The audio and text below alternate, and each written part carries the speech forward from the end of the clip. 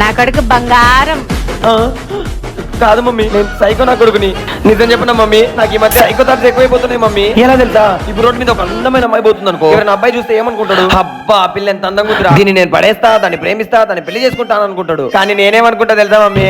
అబ్బా పిల్ల కత్తిలాగుంది, ఆయన ఇది నాకేడ పడుతుందిలే, ఈ తొందరగా చచ్చిపోవాలా, చచ్చిపోయి దయమవ్వాలా, దయమై నాకాడికి రావాలా, దాన్ని నేను పెళ్లి చేసుకోవాలా, దాన్ని నేను పెళ్లి చేసుకోవాలా అని అనుకుంటా మమ్మీ. నేను ఇలాంటి థాట్స్ ఎక్కువైపోతున్నాయి మమ్మీ. ఆ?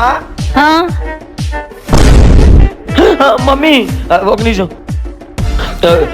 మమ్మీ నాకు తెలుసు మమ్మీ, నువ్వు ఇట్లనే కళ్ళు తిరిగి పడిపోతావని.